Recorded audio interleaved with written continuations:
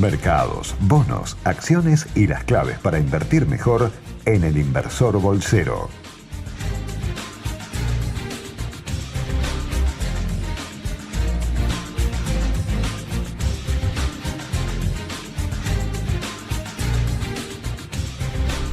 Muy buenas noches a todos, bienvenidos a una nueva edición del Inversor Bolsero por Millennium 106.7. Vamos a acompañarlos hasta las 22 horas hablando de todo lo que fue la semana. Creo que solamente hablando del día nos va a alcanzar, porque la verdad que hubo de todo hoy para analizar.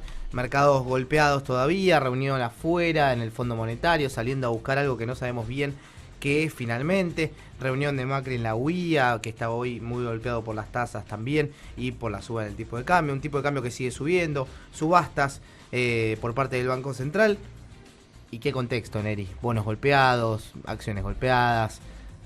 ¿Qué pasa? Te extrañé estos días, te voy a decir. ¿Qué haces, Santi? Buenas noches a todos. La verdad que nosotros también te extrañamos y aprendiste la lección, ¿no? No te podés ir más. No me puedo ir más. Porque el mercado se derrite. Sí, te extraña. El mercado te castiga, ¿no? Te castiga, sí. Castiga consensos y castiga vacaciones de conductor de programa de radio. Cambios en gabinete. ¿Vos te diste cuenta de todo lo que pasó esta semana? Impresionante. Yo me di cuenta que el fin de semana no pude desconectar porque estuve todo el domingo colgado al cable viendo las novedades que había, y Twitter, por supuesto, ¿no? Los rumores que desfilaron desde primeras horas de la mañana. Yo traté de los rumores, viste, como dije, hubo tantas cosas desmentidas y mentiras todo el tiempo que dije, bueno, basta. Y dije, bueno, me enteraré mañana de qué es lo que sucede finalmente, pero... Hubo un punto que sí, que convenía hacer eso. Era descansar, como dijo alguien, comer asado, dormir la siesta y levantarte al otro día. Directamente. Porque es insalubre, después no tenés energía para arrancar esta semana, que la verdad que arrancó con todo. Pero malas señales en algún punto, lo que ha sucedido en el fin de semana, filtraciones de documentos.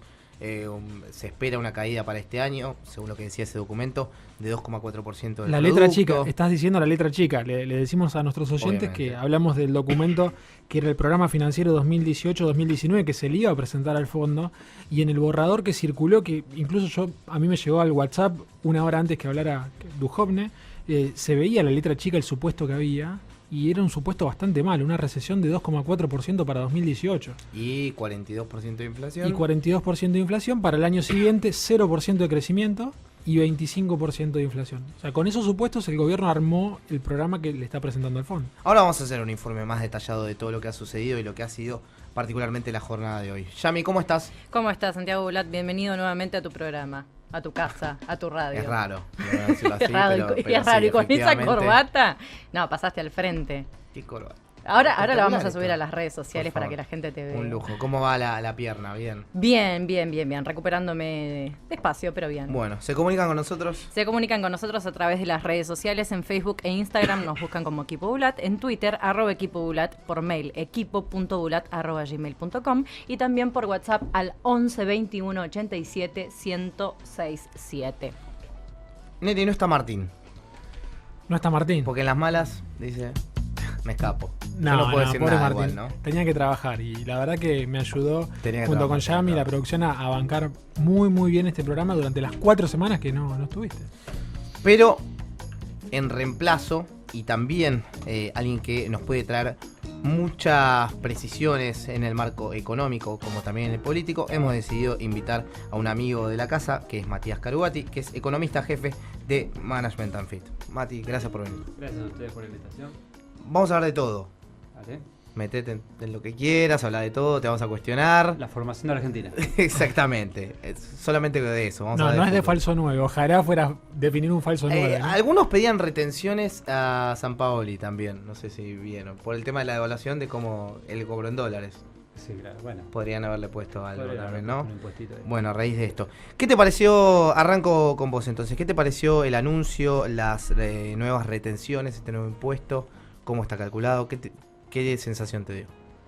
Bueno, como todos ya sabemos, es un contexto de crisis y en la crisis todos ponen. Me parece que es una medida, si es temporaria, me parece una medida correcta porque en definitiva con la devaluación, digamos, los grupos exportadores, los sectores exportadores van a empezar a tener una mejor performance y bueno, van a poder aportar un poquito más de lo que ya venían haciendo, que no era poco. Después respecto al tema del cálculo, sí es discutible porque bueno, está en ese incentivo al ser un valor fijo en pesos. Perdón, me retracto. Sí. El boletín oficial habla de un porcentaje. Sí, 12. Pero que no puede ser más que 3 pesos en algunos casos y 4 pesos en otros. Dado el tipo de cambio que tenemos hoy, vale los topes de 3 y 4 pesos. Entonces, hoy por hoy, en términos prácticos, estamos hablando de una retención fija de ese valor. Genera ese incentivo a demorar la liquidación de las divisas o el traer las divisas al país. Pero bueno, me parece que es un contexto de emergencia. Hay que entender también que, supongo yo, que el equipo de Duhovne estuvo bastante estresado durante todo el fin de semana trabajando en todas estas medidas sin saber si iban a estar el lunes poniendo el dedo y dejándolos entrar al Ministerio de Hacienda. Te hago una pregunta, Martín. ¿Vos ves esta...? Perdón, Mati. Mira, Martín. ¿Lo extrañas? Lo extraño mucho. Hablo de Macro y pienso en él, es automático. Escúchame, Mati. El análisis que yo hacía de mercado es el siguiente. Haber incluido retenciones y grabar al sector generador de divisas por excelencia como es el campo, ¿no? Y también hacerle un guiño al campo y decirle también y ponerle un impuesto a otro tipo de exportaciones. ¿No hace más creíble el plan financiero del gobierno? Es lo que hay, ya, digamos, el gobierno avanza hacia el déficit o el equilibrio fiscal. No quiero llamarle déficit cero porque nos hace acordar cosas de otro pasado nefasto. Sí. Pero bueno, quiere avanzar al equilibrio fiscal de la manera más rápida posible. El problema es que no quedaba mucho lugar por donde cortar con la tijera en términos de gasto. Sin empezar a hablar de recortes en zonas sensibles, que es el gasto social. Entonces, si no vas a tocar el gasto porque ya lo estás exprimiendo a lo más no poder, bueno, vamos por el lado de los ingresos. ¿Cuál es la manera más fácil de conseguir recursos con una devaluación o una depreciación? Es con las retenciones. Como estamos hablando de que todos los exportadores se benefician y también para no discriminar y no sobrecargar siempre el campo, está esta idea de hacerlo generalizado a todos, con alguna mínima distinción. Y yo creo que también en parte el componente fijo, por ahí se pensó con la idea de que, bueno, si el tipo de cambio después sube, ese valor fijo representa cada vez menos y se va a ir licuando con el tiempo, con lo cual refuerza la idea de que es algo temporario, de que es una cosa que se va a mantener por 1 o 2 años y después ya no va a estar más. Incluso la recaudación tributaria, con el aumento de inflación, también en términos reales termina siendo menor. Lo veo por ese lado. Sí, digamos, ahí lo que va a pasar es que vamos a empezar a ver cómo la recaudación va a empezar a resentirse, porque a pesar de la inflación que te aumenta la recaudación nominal, vamos a tener por el lado de la economía real menos crecimiento y ahí menos recaudación. Esto es como una manera rápida de reforzar los ingresos fiscales. Y de vuelta, sobrecumplir la meta fiscal de este año y llevar a el equilibrio fiscal el año que viene. Me gustaría hacer una aclaración. El programa con el fondo, cuando se hizo el acuerdo con el fondo, el stand-by, en una parte, en un detalle técnico dentro del acuerdo, se hacen las comparaciones respecto a el acuerdo, digamos, el acuerdo propuesto versus paquetes similares o programas similares que se han hecho en otros países.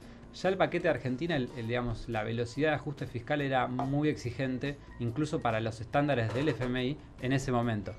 Y ahora vamos a una meta fiscal todavía más fuerte. O sea, decir, vamos a hacer un ajuste más fuerte, vamos a llegar a 0. O sea, el nivel de exigencia es extremadamente alto.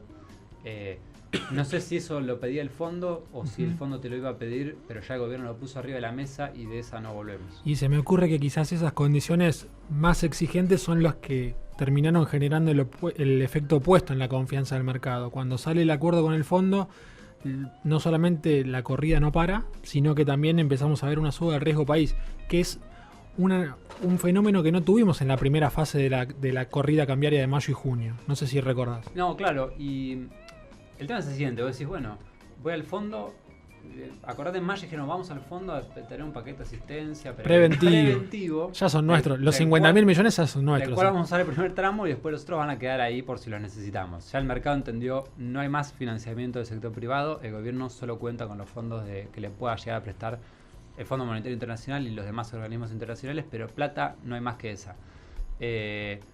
Ahora ya se sabe, bueno, sí o sí vamos a usar lo que era preventivo, también lo vamos a usar, y no solo eso, sino que el gobierno le va a pedir adelantar los desembolsos, o sea que hace falta más plata de la que se pensaba. Entonces en realidad es el efecto contrario, es decir, no me están trayendo la seguridad y la confianza de que van a cumplir y que la plata está, sino que lo que nos están diciendo es, bueno, necesitamos cada vez más plata porque estos muchachos no la tienen. Bueno, si no, salir al mercado nos cuesta a 2 años 12% anual en dólares. 12%, con un riesgo país que hoy tocó 815. 800, sí. El cierre.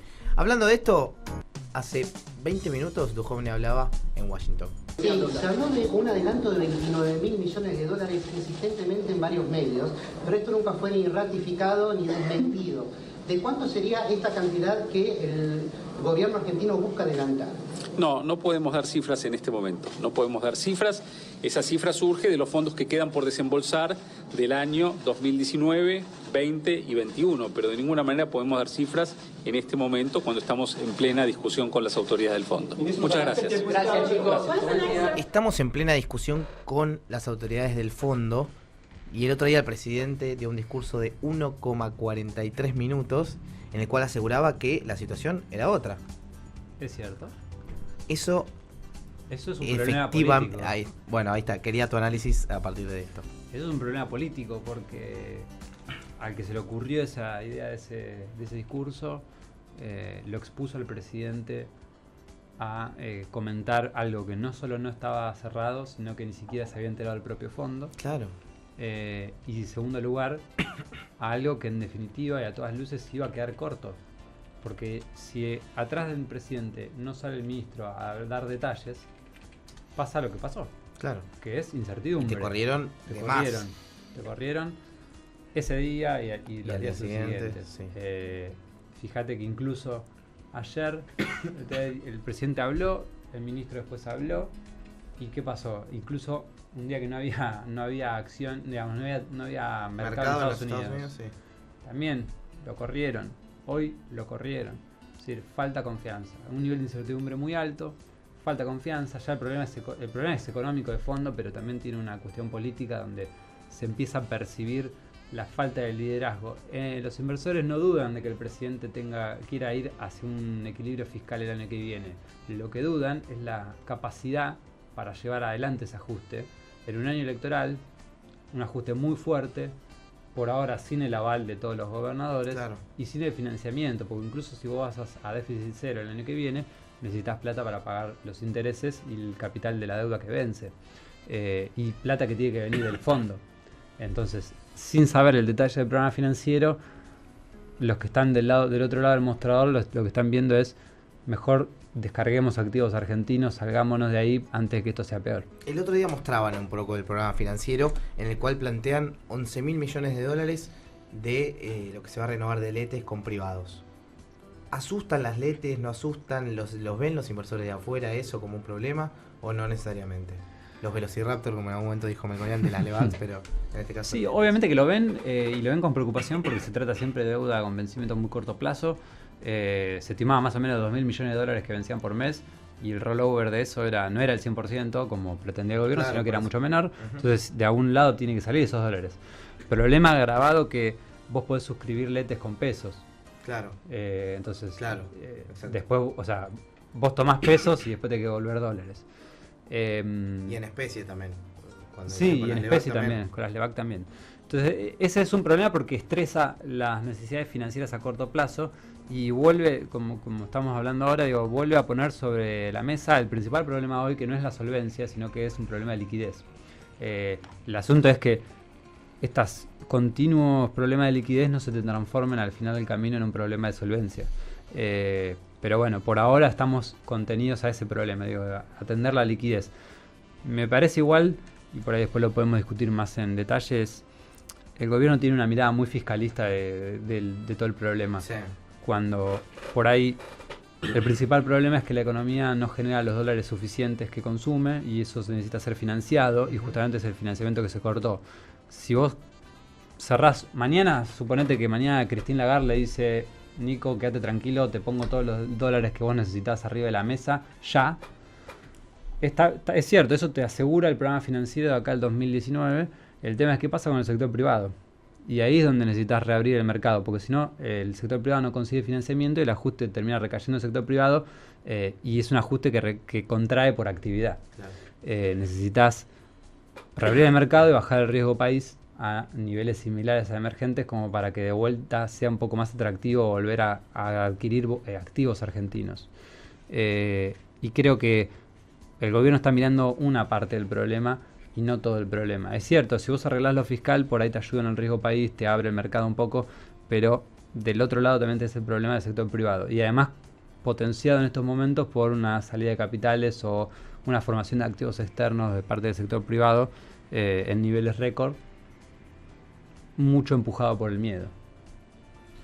Todos estos factores se miran, todo esto se mira desde afuera, porque yo lo que pensaba es, lo fiscal ahora con la nueva meta es muy complicado, pero por cómo venían, por ahora con los resultados fiscales venían bastante bien. Venían bien para el sendero planteado originalmente. Exactamente, por eso no podía ser tal el castigo por lo fiscal solamente. No, yo creo que se empezó a dudar de vuelta no de la voluntad, sino de la capacidad política del gobierno de seguir adelante con un sendero de ajuste fiscal muy severo, muy fuerte, sobre todo en un año electoral, y por ahí algo que no se consiguió hasta ahora era una señal de mostrar a los gobernadores por lo menos dando el acuerdo a un presupuesto. ¿Cómo viene eso? ¿Tenés alguna...? Eso viene en tratativas, pero venía más o menos encaminado. Sé que siguen trabajando desde el Ministerio del Interior con las respectivas provincias, con los ministerios de Hacienda de cada una de las provincias. En efecto, creo que hubo hoy una reunión. Pero de vuelta, lo que se había negociado hasta la semana pasada ahora cambió. Porque la situación cambió, porque ahora vamos a otro ajuste más fuerte. Entonces, las medidas que el gobierno plantea son más severas. Y empieza el juego político también, de decir, bueno, a los gobernadores no les conviene que todo estalle, pero tampoco le quieren facilitar todo a Macri, así porque sí. Claro. Es difícil. Muy difícil. Un panorama complicado, y después me interesaría también que mezclemos en qué momento en qué momento estamos de la imagen del gobierno, porque no es lo mismo aplicar estas medidas con la imagen alta con la imagen baja. No. Por eso también eso es un tema que vamos a ver. Neri, ¿el Merval? Hoy el Merval, a diferencia de lo que había sido el viernes pasado, tuvo una caída, retrocedió 5,7% en pesos y 10,7% en dólares, considerando, ¿no?, que el tipo de cambio hoy subió casi un 4%. 4%. Sí, veíamos durante el día que rondó los 40 pesos por dólar, y el Banco Nación terminó cerrando en 39,50 la cotización para el billete minorista, ¿no? Tenemos que decir también que hace una semana, mientras estábamos haciendo el programa, el tipo de cambio de ese momento era 31,90. ¿Hace una semana? Sí, 24% terminó subiendo en la variación semanal, ¿sí? Como para tomar noción en realidad de la velocidad que está tomando esto. Estamos viendo niveles de volatilidad que no se veían desde hace muchísimos años. Sacando la salida del cepo, no sé, me quedaba muy corta la serie para buscar. Vos tenías un muy buen gráfico de la volatilidad del tipo sí, de cambio. No se entiende mucho porque es un concepto difícil de explicar, pero es cuánto se mueve el tipo de cambio en función del promedio de los últimos días, ¿eh? Claro. Cuánto se separa del promedio. Bueno, me estaba dando una volatilidad arriba de 70 cuando veníamos de niveles en torno a 3 antes de que inicie la corrida. O sea, es una escalada fenomenal. O sea, no solamente asusta el nivel, sino la velocidad. Eso es lo que nos está matando. ¿Se puede pensar en algún equilibrio, algún punto de referencia que vos digas, está caro, barato, cómo lo ves? O sea, en medio de una corrida cambiaria yo sé que es muy difícil determinar ese punto de equilibrio, pero ¿alguna referencia para tomar? Mirá, me parece que vamos a hablar por ahí del activo principal para los argentinos, que es el dólar. Sí. Estamos hablando, hoy por hoy el dólar se mueve estrictamente por cuestiones financieras y de vuelta. Si vos ves que no hay confianza, no hay tranquilidad, sigue la incertidumbre, cualquier precio te parece barato. Claro. 38 el otro día, o ayer, hoy. Si hace una semana está en 31, ¿por qué no puedo pensar que puede estar en 40? Al principio del año estaba en 17, 18, hoy está en 38, y por ahí hay gente que te decía, no, pagué 20, carísimo. Y hoy está en 38, o sea que claro. Es muy difícil en este momento. Por eso entiendo que la prioridad debería estar puesta en bajar el nivel de incertidumbre, traer algo de tranquilidad, recuperar algo de confianza. A mí me gusta mucho esto de hablar de estos contextos de incertidumbre con un colega, Julián Ansaldo. Construimos un indicador de incertidumbre relacionado con la política económica, es decir, la incertidumbre que sale de las decisiones del gobierno en base a la cobertura de los medios. Tomamos algunos diarios y en función a las noticias de esos diarios construimos un indicador de incertidumbre. Para que tengan una idea, entre 2002 y 2017 el promedio de ese indicador daba 100. Lo construimos para que dé 100 y a partir de ahí medimos. 2002 y 2017. Es Ok. un indicador de largo alcance. Perfecto, sí. Más o menos durante la crisis internacional, en 2008, había llegado a no más de 300 puntos en el peor momento. Hoy estamos en 350. Y con el agravante de que Letal.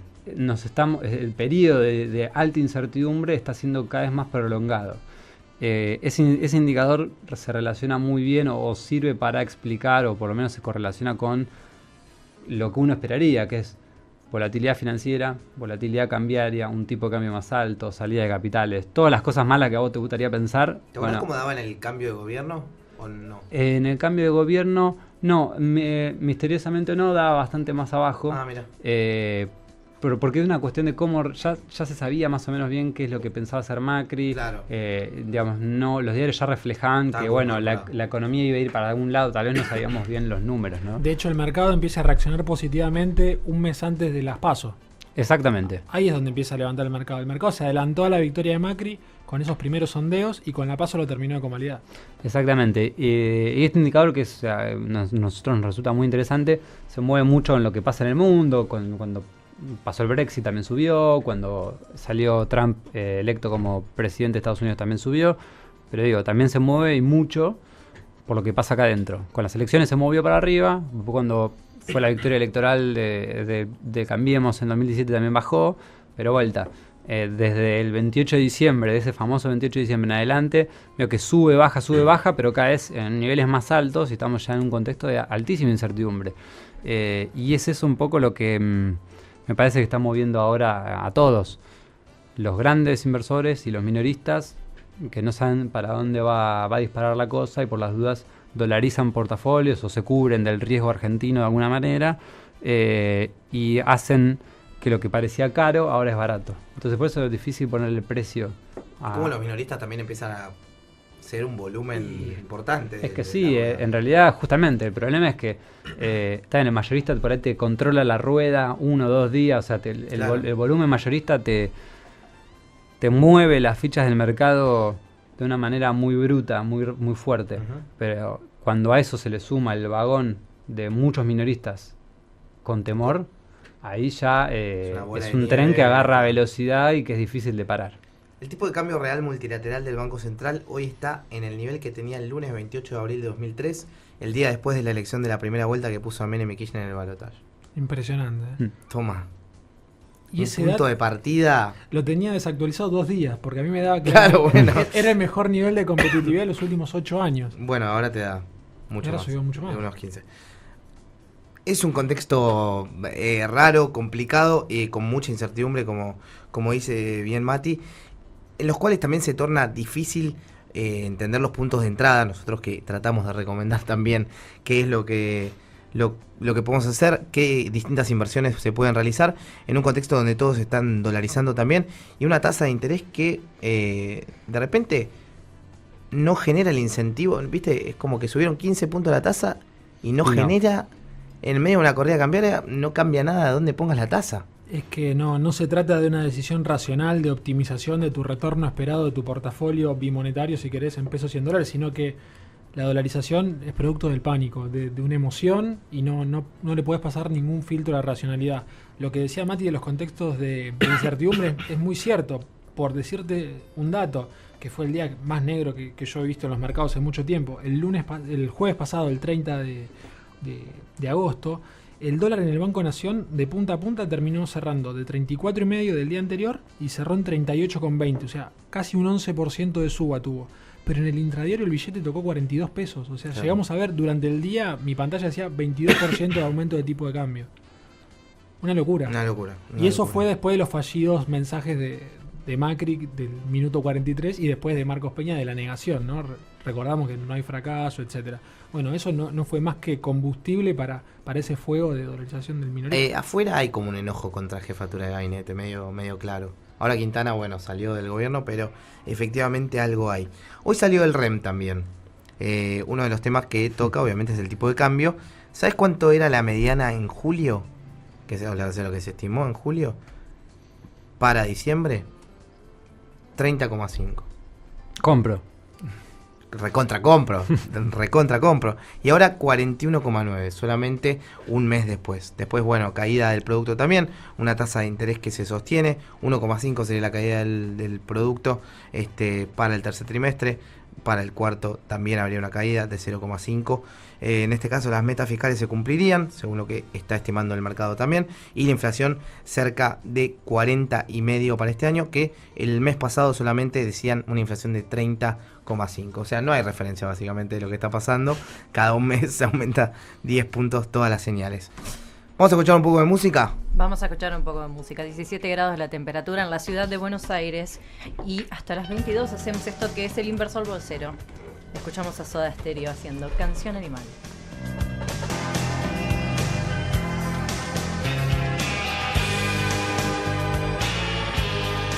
El Inversor Bolsero te brinda herramientas para entender las acciones, bonos, instrumentos financieros y mucho más en Smart Money. Bueno, como en Argentina es muy difícil invertir, hay una empresa argentina que ha decidido crecer, triunfar, poder salirse de lo que es la coyuntura económica local y abrirse al mundo, cotizar afuera, y nosotros podemos acceder a esa acción. ¿Es así, Neri? Porque lo puedes explicar. Es así, porque son días muy caóticos para operar activos argentinos. Basta ver la sangría del Merval, que perdió más del 50% en dólares en lo que va el año. Basta con ver las Levac, que pierden más de 40% en dólares en el año. Se te cae una lágrima. Se me cae una lágrima. No, yo igual me bajé antes, tengo que decirlo. Perdí menos. Pero igual, perdés, aprendemos. Como dice un filósofo, en la vida a veces se gana y a veces se aprende. O sea, tomemos la pérdida como un aprendizaje. Me gustó. Así que hoy en Smart Money vamos a ver cómo invertir en acciones que cotizan en el exterior. Puntualmente vamos a ver el caso de Mercado Libre, que está en Nasdaq. Bien. ¿Sí? Pero antes de explicar un poquito esta empresa, quisiera presentarles los vehículos que posibilitan esta inversión, que son los CDRs. ¿De qué se trata?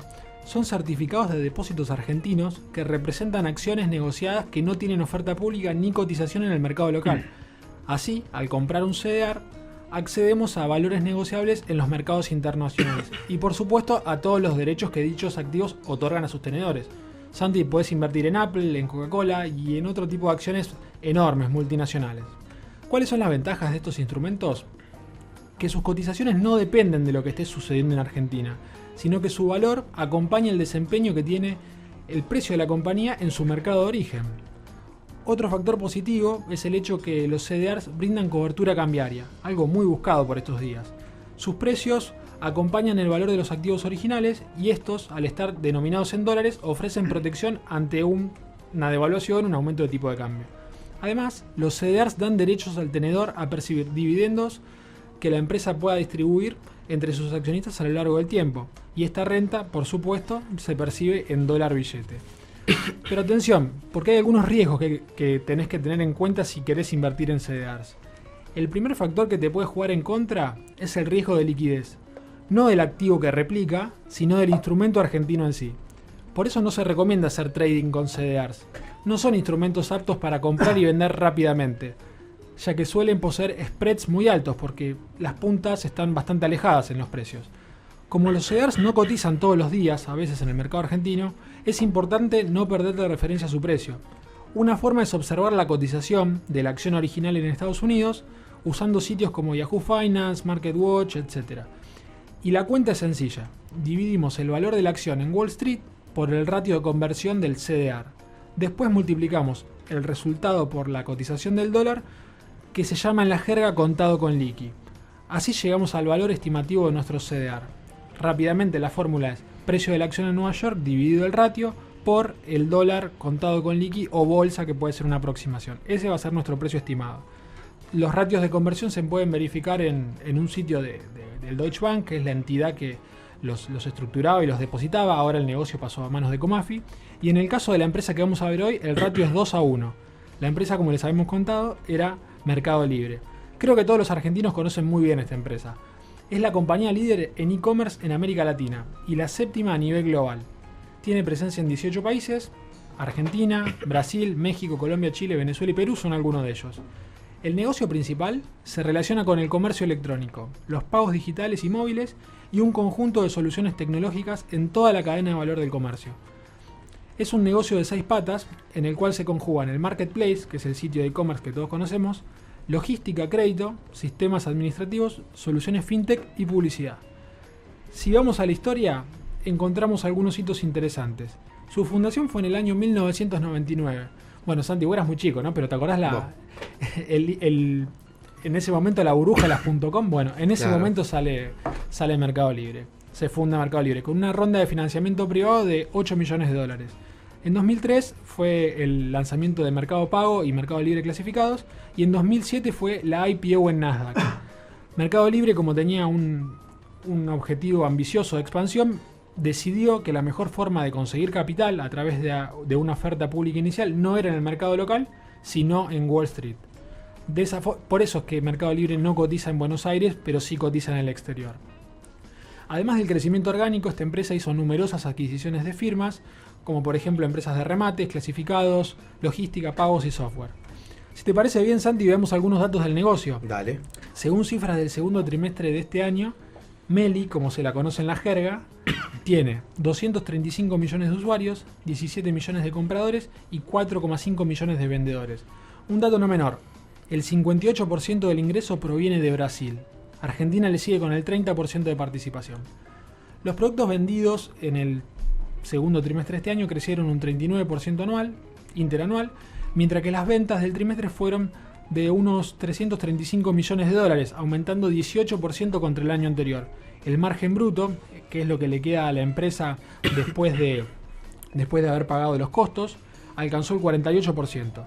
Pero costos de logística más elevados por la huelga que tuvimos en Brasil hace unos meses y diferencias de cambio en los mercados latinoamericanos explicaron por qué hubo una pérdida de 11 millones de dólares en el trimestre. Hay dos números que me gustaría comentarles que dan cuenta de la envergadura de esta empresa, ¿no? Y cómo es una referencia, y que es una lástima que no cotice en Argentina. Hace 2 semanas Mercado Libre colocó 800 millones de dólares en un bono convertible en acciones a 10 años. Y lo mejor de todo, que le hizo una tasa irrisoria, 2% anual. 2% anual en dólares. Y nosotros, antes habías dicho, ¿a cuánto colocaríamos ahora? Depende del plazo, pero si fuera 10 años sí. Y a la tasa de un discount, al 12% tendremos que salir. O sea, incluso Mercado Libre colocó este bono a una tasa más baja que la de Estados Unidos, que está en torno a 2,90. Bueno, cosas que permite ser una empresa pujante. Estos fondos que Mercado Libre obtuvo se destinarán a sus 3 principales negocios, Brasil, Argentina y México. Y el otro dato que me interesaría comentarles es la capitalización bursátil de la compañía, que supera los 16.000 millones de dólares. 16.000 millones de dólares. Casi 3 veces lo que vale YPF en la bolsa, para que se den una idea. Casi 3 veces. Y un poco más que la primera cuota que nos adelantó el fondo hace poquito. En términos de mercado, la acción está un 9% arriba en dólares en este año y un 36% por encima de su valor hace 12 meses, en los últimos 12 meses. Con todo, en Mercado Libre encontramos una sólida posición y buenas expectativas a futuro, de la mano del e-commerce y los medios de pago. Además, el CDR ofrece la posibilidad de reducir el riesgo argentino e invertir en Wall Street como si fueras un gran inversor.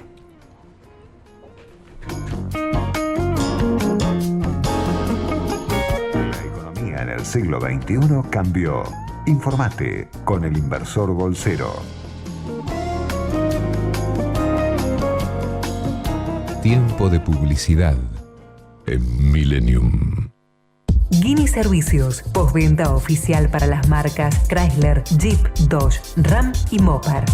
Se realizan trabajos de mantenimiento programado por kilometraje, mecánica general, taller de chapa y pintura, presupuestos para compañías de seguros y venta de repuestos originales. Ubicados en la calle Isabel la Católica 256, Barracas, a minutos del microcentro y Puerto Madero. Solicita un turno al 4361-3000.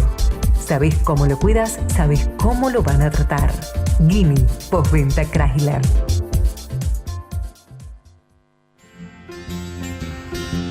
Escuchás Millennium en tu smartphone. Descarga nuestra aplicación oficial, disponible en los stores de Apple y Android. Ahora Millennium te acompaña a todas partes.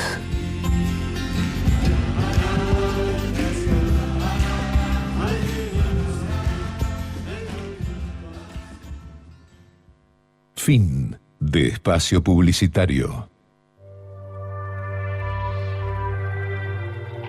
Millennium 106.7. Coleccionistas de música y palabras.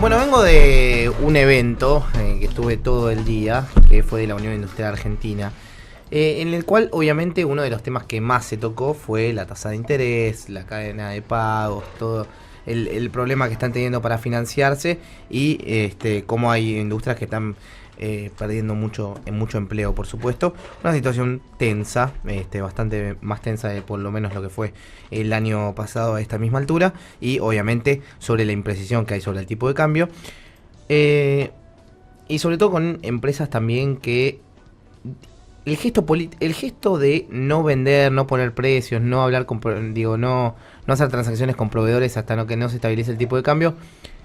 Hay una parte económica, obviamente, pero hay una parte política de decir, estabilicen esto porque yo te puedo parar, si frena Unilever, te frena gran parte del comercio, con lo cual es una señal también a un poco de estabilidad que me parece que le están reclamando al gobierno. Y hoy en el discurso de Miguel Acevedo, quien es presidente de la UIA, se mostró bastante en disgusto con esto.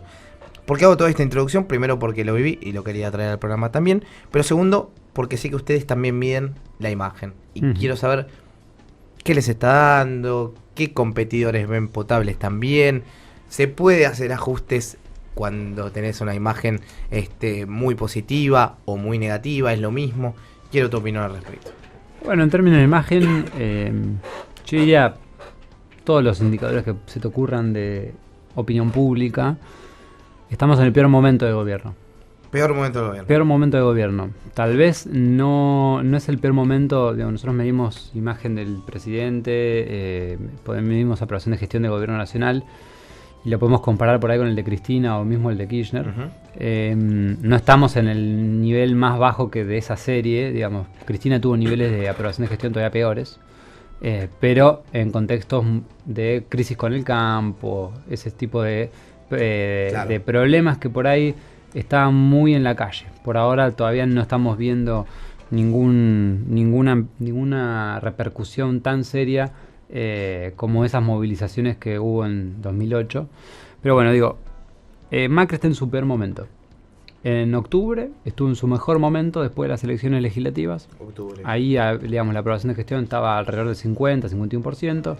Con gente que se había sumado por ahí a ese tren, era por ahí un poco, había un poco de espuma en ese vaso, porque su aprobación de gestión rondaba el 40-45% en los meses anteriores, es decir que por ahí había subido un poco con esta ola de, ganó, cambiemos, aprobamos la gestión de gobierno. Más que ahí venías con datos. Y con una economía que estaba andando dentro de todo bien. Desde octubre pasó la reforma previsional, el intento de reforma laboral. ¿Qué fue? ¿Diciembre la previsional? Diciembre. Todo en diciembre. Acordate que fue el Congreso sitiado. Claro. La reforma previsional, el intento de reforma laboral. Una inflación que ya daba señales de que no estaba bajando. Los primeros indicios de problemas 28D. El 28D. Pero eso, a la gente por ahí no le llegaba tanto, porque era una discusión más entre economistas, una cuestión más técnica. Pasó el verano con problemas todavía con inflación, con ya los primeros problemas de la sequía. Llegó marzo, las rondas de ajustes en los servicios públicos, también pasaron por ahí. Llegó abril. Y ahí empezaron, habían empezado en el verano también algunos problemas del exterior que estaban repercutiendo sobre el tipo de cambio en Argentina, y eso ya generaba un poquito de temor, pero en abril un poco que se desató todo, a fines de abril, principio de mayo se desató la primera corrida cambiaria, y eso terminó de desplomar los índices de gestión y de imagen. Desde ese momento digamos, o sea, como fue un tobogán que arrancó en octubre y que ahora nos encuentra en el punto más bajo, pero por ahí la próxima medición bajamos un escalón más, digo, claro. no quiere decir que esto se haya frenado. Yo creo que parte de esa pérdida de apoyo popular, por decirlo, de valoración social, el gobierno fue como una especie de inversión de ese capital político que hizo el gobierno en pasar la reforma previsional, en intentar pasar la reforma laboral, que al final no pasó, sí. Y las otras leyes que se negociaron con la oposición en el Congreso en diciembre pasado, gran parte igual se debe a todos los problemas económicos que se hicieron cada vez más manifiestos y que a la gente le importa porque, en definitiva, cuando uno mira los principales problemas que tiene la gente o se le pregunta, salen tres. Típicamente son los mismos tres en distinto orden, pero siempre cuando miras con el largo plazo es desempleo, sí. Inflación e inseguridad. Puro corto plazo, tener trabajo, llegar a fin del mes y que en la calle no te pase nada ni a vos ni a tu familia. Es como muy, muy corto plazo. La economía al metro cuadrado, como le dicen. Exactamente, es lo que pasa a mí, mi familia, mi entorno cercano. Y en ese sentido, la economía por ahí de los últimos meses, del principio de año, no estaba dando muchas señales en términos de generación de empleo. Sí estaba dando malas señales en lo que es de inflación e inseguridad siempre estuvo a tope. Sumale a eso la suba de tarifas, la devaluación y demás. Era lógico que esperar que hubiera deterioro en los indicadores de apoyo de gobierno. Para beneficio del gobierno, de Cambiemos, de Macri, por decirlo de una manera, enfrente no hay mucho, no hay nadie. Digo, si uno mira en términos de, bueno, qué político puede llegar a capitalizar este mal momento, no hay nadie. ¿Por qué? Porque enfrente está Cristina, como única dirigente, así como bien visible, y Cristina también tiene muy amplio el rechazo. Entonces hay una imagen ahí es como que negativa que no se mueve. Es difícil de permear. Es como que el escenario está dividido en dos extremos, el kirchnerismo por un lado, Cambiemos por el otro, donde a medida que pasa el tiempo los cuadernos de la corrupción hacen cada vez más duro el núcleo kirchnerista y los problemas económicos hacen cada vez más duro el núcleo de Cambiemos, digamos. Y queda en el medio una masa de votantes, de ciudadanos, que están fluctuando entre la bronca por la corrupción pasada y la bronca por el presente que no favorece. O la decepción también por un futuro mejor que se había prometido y que no llegó. Y en ese medio no hay nadie. O sea, hay dirigentes, está el peronismo opositor que no es kirchnerista, pero dentro de ese espacio hay tantos problemas, tanto disputa por el liderazgo que no hay nadie, un individuo que digas, es él el líder de esta facción. ¿Y cuándo esto a nivel general, cuándo tenés que como disponer un candidato? Digamos, ¿cuándo ya sí o sí tenemos que ver a alguien? Porque no puede ser 2 meses antes. No, está claro que la campaña electoral arranca cuando termine el verano. Ok.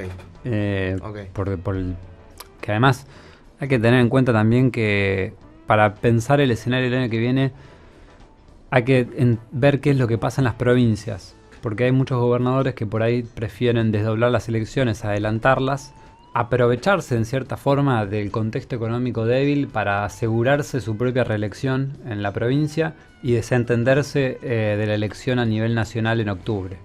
Es como decir, bueno, priorizar la provincia por sobre el proyecto nacional. Son muy pocos los gobernadores que tienen por ahí pensado proyectarse a nivel nacional. Córdoba tal vez, el gobernador Schiaretti tal vez, el gobernador Urtubey que no puede reelegir además, Sergio Massa que no gobierna ninguna provincia pero bueno, está ahí, lo mismo que por ahí Florencio Randazzo que tendría aspiraciones pero está más complicado. ¿Y Massa cómo está midiendo hoy?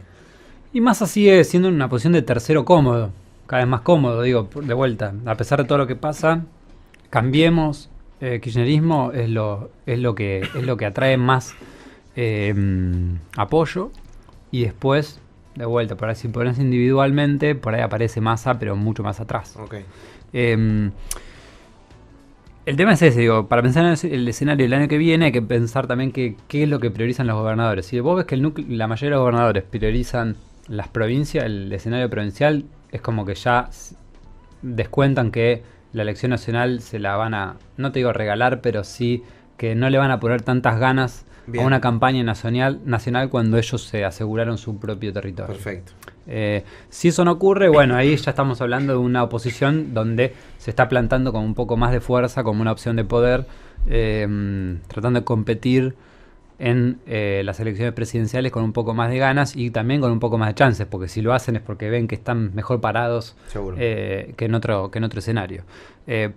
Me parece que, y volviendo a la pregunta original, necesitaríamos empezar a ver cierto desmarque dentro de ese peronismo opositor lo más rápido posible como para poder empezar a ver cuáles son las opciones. Y te pregunto, ¿no? Ya que estamos en la política, ¿cuál es el driver que se podría venir y que podría darle un poco de calma al tipo de cambio, a los mercados, al riesgo país, a los inversores? No sé, se me ocurre pensar en el presupuesto que se viene, una foto con los gobernadores que no creo que salga, o ¿qué es lo que vos ves más plausible de que ocurra? Y te sumo una ahí. ¿Cómo ven de afuera, digamos, cómo se enteran de afuera qué es lo que está sucediendo a nivel político de imagen en general? Todo con consultoras, hay un tema de imagen directamente con el gobierno.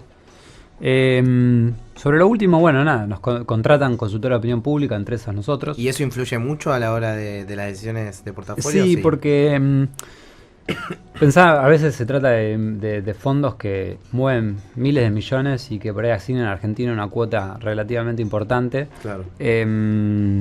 Pero no están interiorizados en detalle de quién es quién dentro de la política argentina y cuál fue la última novedad. Obviamente que toman decisiones basadas en información, claro, pero el relevamiento de esa información lo descansan o lo tercerizan en consultoras locales como por ejemplo nosotros o puede ser otros competidores que les proveemos de encuestas, de esto del librito del quién es quién en la política argentina, de qué es lo que está pasando. Entonces se informan a través de terceros generalmente, y cada tanto por ahí vienen y toman un montón de reuniones con distintos actores como para ver qué es lo que pasa. Qué es lo que piden o por ahí qué es lo que les gustaría ver. Les gustaría ver justamente la foto con los gobernadores y el presidente. No digo que eso vaya a pasar, pero si eso no ocurriera, les gustaría ver por lo menos un presupuesto acordado lo más rápidamente posible con los gobernadores, porque además tiene incidencia sobre los legisladores, como para mostrar que el compromiso no es solo del gobierno nacional, sino que también de las provincias, que este barco llega a buen puerto. Eso creo que es lo principal. Sería bueno que ahora en un par de semanas, que es cuando llega el presupuesto al Congreso, ya haya un preacuerdo con los gobernadores como para que el tratamiento sea lo más express posible o sea por lo menos sin tantas complicaciones. Por ahí lo que complica un poco todo es que el escenario macro sigue cambiando y el programa fiscal, la estrategia fiscal de hace 2 semanas, que era la que estaban negociando, ahora es distinta. Entonces, de vuelta a la mesa de negociación. Con además un agravante que es el ministro de Economía queda desdibujado después de tantos rumores de que lo iban a reemplazar y que él había renunciado hasta 3 veces. Son cosas que no ayudan.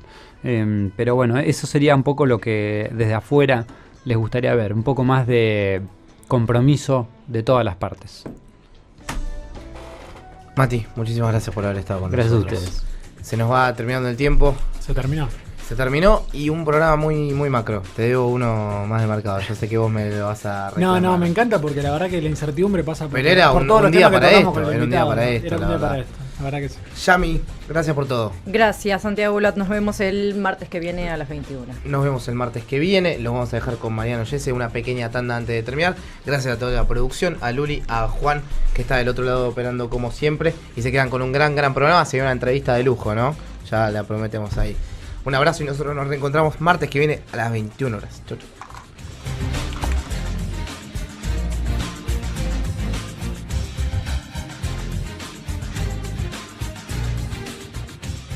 Este espacio fue auspiciado por